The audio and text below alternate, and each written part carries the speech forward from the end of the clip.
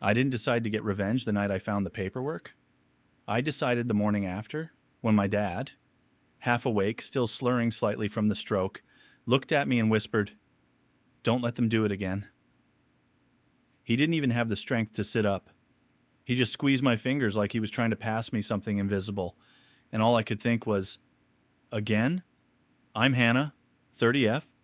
My husband Drew, 32M, and I live about 40 minutes outside Pittsburgh in a rental we've outgrown but keep telling ourselves is temporary. We don't have kids yet, partly by choice and partly because life has felt like a constant emergency for the last year. My family has always been one of those we're close families. The kind that posts the same photo every Christmas in matching pajamas. The kind that does Sunday dinners so consistently you can set your watch by the smell of garlic and roast chicken.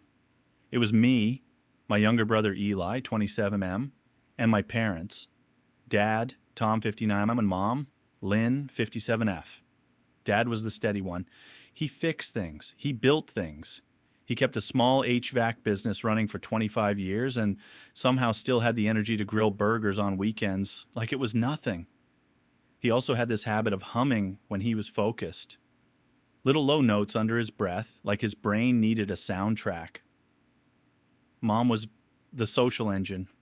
Always the first to text, the first to guilt, the first to make things a big deal. She's the kind of woman who can bring you soup when you're sick and then remind you about it 5 years later when you don't do what she wants.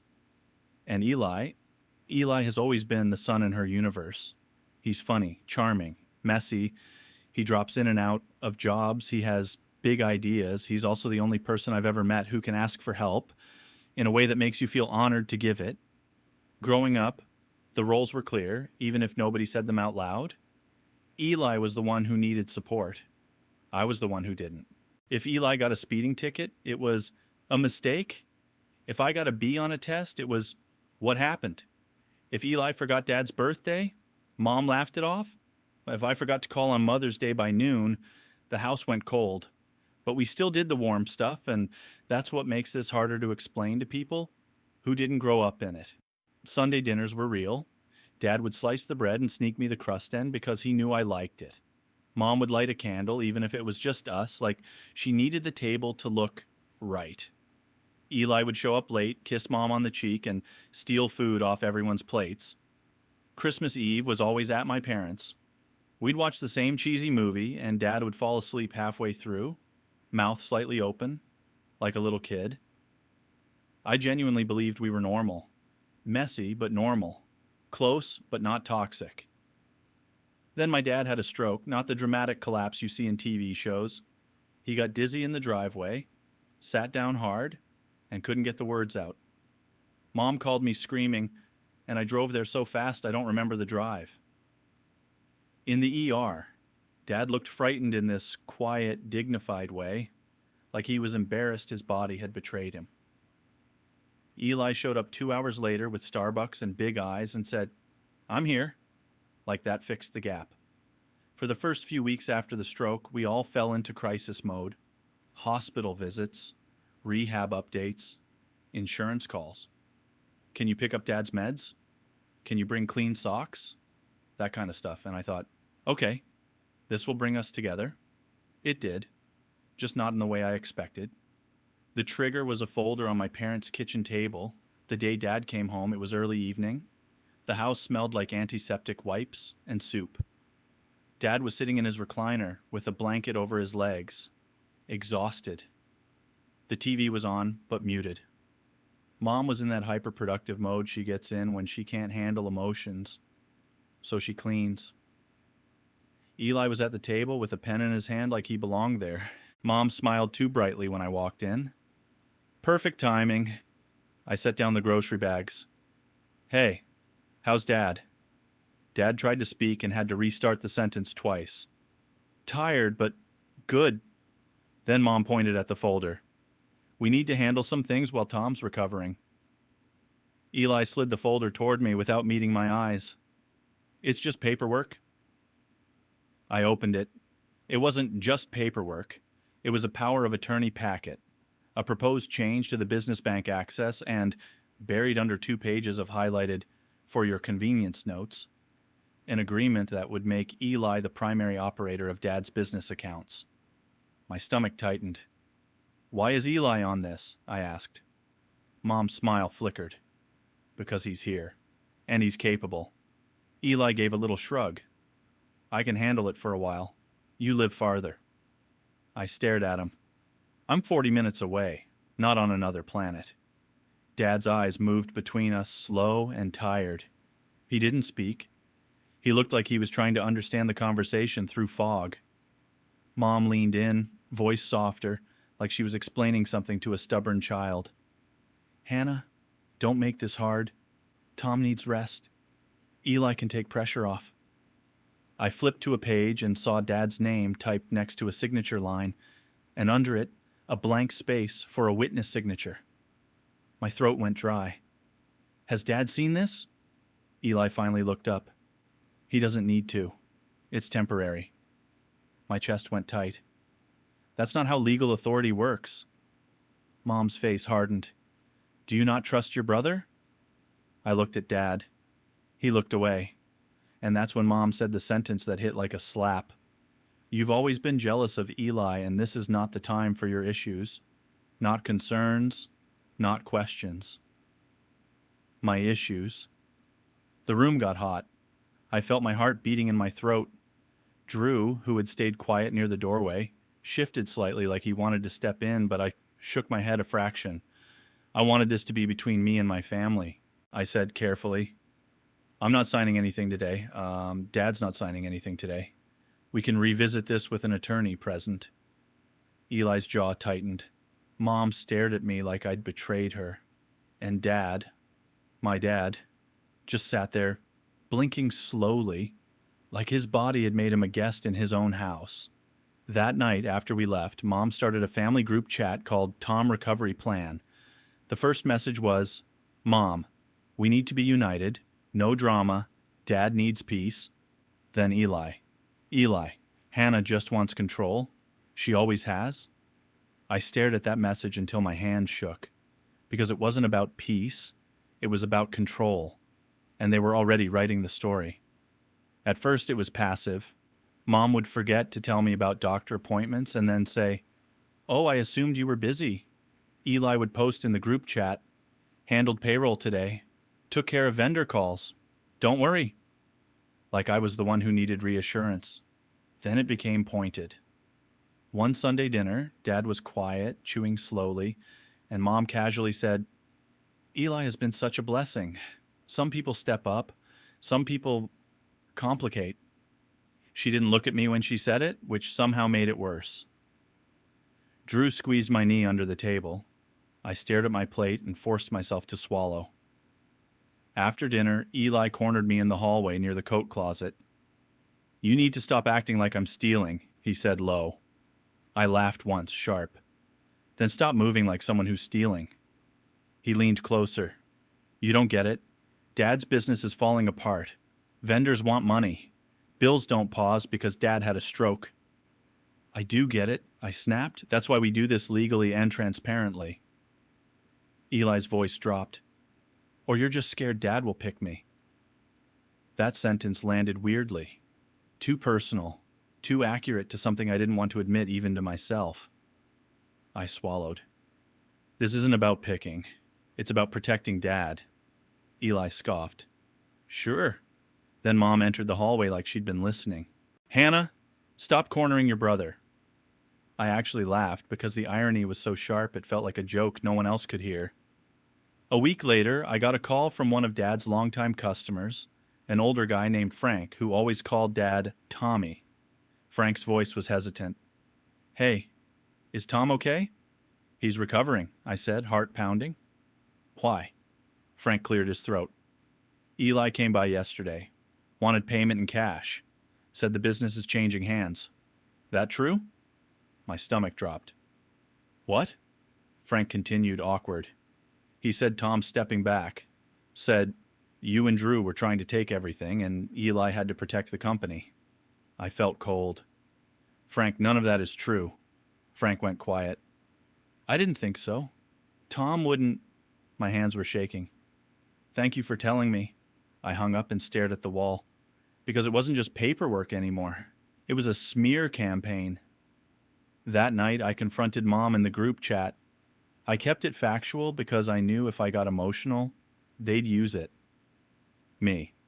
Frank called. Eli told him Dad is stepping back and that Drew and I are trying to take the business. That's not true. Eli needs to stop saying this. Mom responded instantly. Mom, why are you attacking him in a group chat? This is exactly what I mean. Eli. I didn't say that. Frank misunderstood. Hannah is twisting everything again. Again. Always again. Like I was a pattern.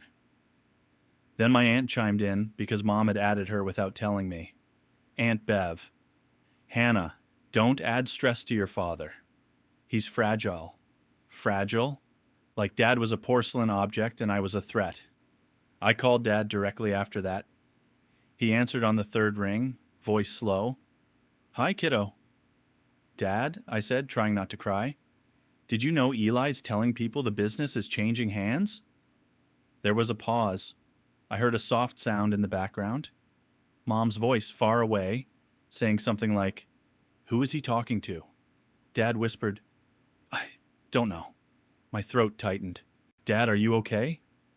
Are you being pressured? Dad's breath sounded shaky. It's loud here. That was the moment I realized what was happening. My father, the quiet anchor of our family, was drowning in the noise of the people who claimed to be protecting him. And I wasn't there enough to stop it. I drove to their house the next day, unannounced. Drew came with me because he didn't trust what would happen if I went alone. Mom opened the door like she'd been expecting a fight. Why are you here? I didn't answer her. I walked straight to Dad. He was in the recliner again, a little more alert, but still pale. He looked relieved when he saw me. I knelt beside him. Dad, I need to ask you something. Did you sign anything? Dad frowned, slow. No. Mom's voice cut in. Tom doesn't remember everything. He's confused. Dad's eyes flashed, faint but real. I'm not confused. That tiny spark in him made my chest hurt. I said, calm. Okay, then we're doing this properly. I'm scheduling an attorney to review everything with you. No one signs anything without your full understanding. Eli walked in from the kitchen, phone in hand. You can't just take over. I looked at him. Watch me. And then, this is the moment where I thought maybe it would calm down. Dad lifted his hand and said, slow but firm, stop. Eli froze. Mom went quiet. Dad looked at me, then at Mom, then at Eli. No more fighting. Mom softened instantly. Of course, honey. We're not fighting. Hannah just... Dad cut her off with a shaky breath. No, she helps.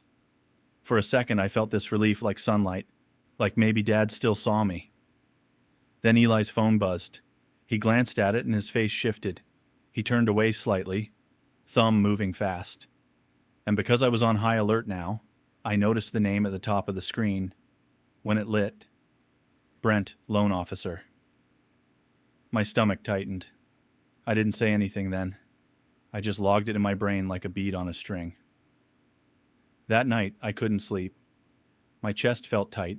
I kept replaying everything, the folder, the cash request, the group chat. My brain kept trying to convince me I was paranoid. Maybe I'm overreacting. But why does it feel like I'm drowning? At 3 a.m., I got up and opened my laptop and did what I do when I'm panicking. I looked for proof.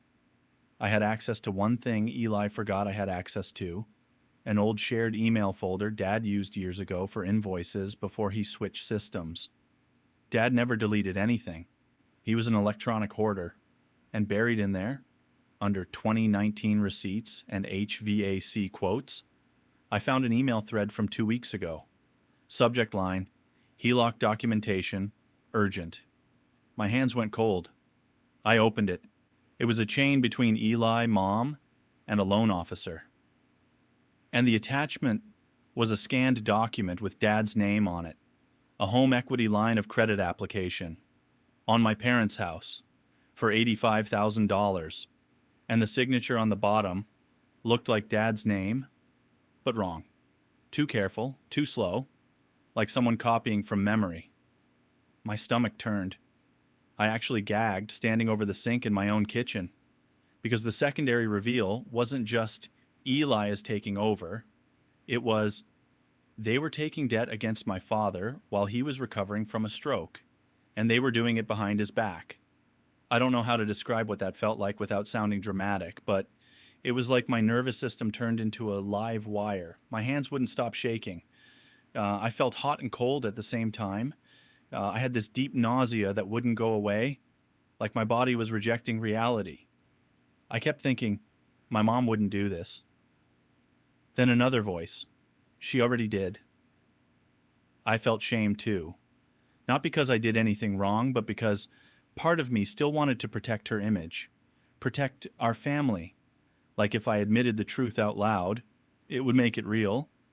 Drew woke up and found me sitting on the kitchen floor, staring at my laptop. "What's wrong?" he whispered. I turned the screen toward him. He read the email chain, and his face changed slowly from confusion to anger. He looked at me. "Is this what I think it is?" I nodded, and my throat tightened so much I could barely speak. "They're using the house. They forged his signature." Drew exhaled, controlled rage. "Hannah, this is fraud." The word sounded too big to apply to my family. Fraud. Crime. Like we were strangers in a news story. I whispered, "Dad doesn't even know."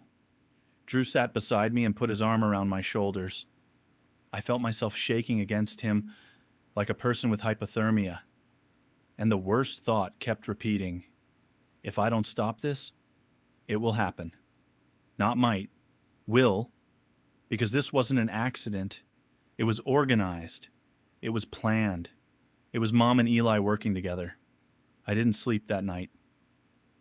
Every time I closed my eyes, I saw Dad's face in the recliner, tired and trusting, while paperwork moved around him like sharks. I did two things the next morning. First, I called the loan officer's office. I didn't yell, I didn't accuse. I used my professional phone voice, the one I use at work when someone is about to make a bad mistake. "I need to speak to Brent," I said. When he came on, I said, "I'm calling regarding the HELOC application on Tom and Lynn's property. I believe there is unauthorized activity and potential signature fraud. Please pause all processing immediately." There was a long pause. Brent's voice went careful. "Ma'am, I can't discuss a client's..." I cut in, calm. "You can take a report of suspected fraud, and you can note that the applicant is recovering from a recent stroke and may not have capacity. And if you proceed without verifying, you're exposing your institution." I heard him swallow. "Okay, I'll escalate." Second, I drove to my parents' house with Drew and sat down with Dad, alone. I asked Mom and Eli to leave the room. Mom resisted, of course. "Why? We're family." I stared at her and said, cold, "Because I said so." Dad looked at her, slow but firm. "Go." Mom left the room like she was being exiled. Eli followed, glaring. I sat close to Dad and held his hand. "Dad, I need to show you something." Dad's eyes were tired. "Okay." I showed him the email thread and the HELOC document. At first, he didn't understand. He squinted. He read slowly. Then his brow furrowed. "What is this?" he whispered. I kept my voice gentle because I didn't want to break him. "It's a loan application against the house. It looks like someone signed your name." Dad stared at the signature for a long time. Then, this is the part I'll never forget. His eyes filled with tears, quiet and confused like a kid. "That's not mine," he whispered. My throat burned. "I know." Dad's hand squeezed mine weakly. "Why would they?" And I didn't have a clean answer, because the truth was ugly. I said softly, "Eli needs money, and Mom thinks she's protecting him." Dad's face tightened, pain and betrayal moving across it, slowly. "Again," he whispered. That word. Again. My stomach dropped. Dad, what do you mean again? Dad looked at me like he was ashamed. When you were in college, he said slowly. Eli maxed cards. I paid. My chest tightened. You never told me. Dad's eyes lowered. I didn't want you to hate him. And there it was. The family disease. Hiding harm in the name of peace. I wiped my face. Dad, we're stopping this. Dad nodded, weak but certain. Yes. That afternoon, I did the thing that felt like betrayal and revenge at the same time. I called a family attorney and scheduled an emergency appointment for Dad to create a new POA and restructure business access, legally, with someone he chose. And then I did the revenge part. I didn't slash tires. I didn't scream. I didn't post a dramatic Facebook rant. I sent one message in the family group chat with a screenshot attached. Me. Eli and Mom submitted a HELOC application on Dad's house. Dad did not sign it. The bank has been notified to pause processing. Dad and I are meeting an attorney today. Do not contact Dad about this without me present. The chat exploded. Mom, what is wrong with you? Eli, you're trying to kill Dad with stress? Aunt Bev, Hannah, this is family business. Mom, delete that. Eli, you're lying I didn't respond. Because the response wasn't words. The response was consequences. Dad appointed me as the temporary financial POA and appointed a third-party accountant to oversee the business accounts while he recovered, specifically to remove family emotion from the money. He also instructed the bank to require in-person verification for any lending action. When Mom and Eli realized they couldn't bully their way back in, they tried the only thing they had left: public shaming. They hosted a family meeting at my aunt's house the next weekend and invited everyone. They framed it as support for Tom. It was an ambush. I walked in with Drew and Dad in his wheelchair, and I could feel the room's energy shift. People whispering, eyes on me. Mom hugged Dad dramatically and then looked at me and said, loud enough for everyone, "How could you accuse your own brother of something so disgusting?" My heart pounded. Dad looked small in his chair, and I realized if I stayed quiet, they would rewrite reality again. So, I did the hardest thing I've ever done. I pulled out my phone, opened the screenshot of the email chain, and said calmly, "I'm not accusing. I have documentation," and Dad confirmed he didn't sign. The room went silent. Mom's face went white. Eli's jaw tightened. A cousin whispered, "Oh my God." Mom started crying immediately like a switch. "I was trying to help. We needed funds for the business. Eli was going to lose his..." Dad cut her off, voice slow but firm. "Not like that." The words came out slurred, but the meaning was clear. It was the first time I'd seen him oppose her directly in years. Mom's crying turned to rage. "Tom, you don't understand what you're saying." Dad looked at her, and in that moment he looked older than I'd ever seen him. "I understand. Enough." Eli stood up fast, chair scraping. "So you're just going to let Hannah destroy us?" Destroy us. Not hurt Dad. Not do the right thing. Us. The system. I looked at Eli and said, steady even though my hands were shaking, "I'm not destroying anything. I'm refusing to be part of a lie." Then I wheeled Dad out myself because Drew had stepped away to keep his temper under control, and I didn't trust anyone else to touch my father. In the car, Dad stared out the window and whispered, "I'm sorry." I swallowed hard. "Don't apologize. You're the one being robbed." Dad's voice was barely audible. I let it happen. That was the cost. Not money, not paperwork, grief. It's been 5 weeks. Dad is doing a little better. He can walk short distances with a cane now. His speech is improving. But he's quieter. Not just from the stroke. Quiet like someone who's been betrayed by the people he thought were safe. Mom doesn't speak to me. She sent one text after the attorney appointment. "Mom, you chose money over family. I hope you're happy." I stared at it for a long time. because part of me still wants my mom's approval like it's oxygen. That doesn't disappear overnight. Eli sent one message too. Eli, I hope you enjoy being Dad's favorite now. And that one. That one hurt in a different way because it revealed what I'd suspected all along. This was never about Dad's care. It was about competition. Sunday dinners stopped. Birthdays are awkward. The group chat is dead except for occasional updates from relatives who try to stay neutral while still hinting I should make peace. Drew and I don't go to my parents' house anymore. When I visit Dad, I pick him up and take him to coffee somewhere quiet so Mom can't corner him. Sometimes I feel proud. Sometimes I feel sick with guilt. Sometimes I miss the version of my family I thought I had so badly it feels like mourning a death. And the revenge? It wasn't satisfying the way revenge is in movies. It didn't make me feel powerful. It made me feel tired. Because what I really wanted was for my mother to look at me and say, "You're right, I'm sorry." She hasn't. Instead, she's doubled down on the story where she's the victim. Eli is the golden boy who made a mistake, and I'm the cold daughter who turned legal. But here's what I realized, sitting in my car outside Dad's rehab appointment last week, while he took slow steps inside. Some families don't love you based on who you are. They love you based on the role you agree to play. And the moment you stop playing it, even to protect someone they claim to love, you become the villain. I used to think being close meant never letting go. Now I think sometimes love is the thing that makes you let go first.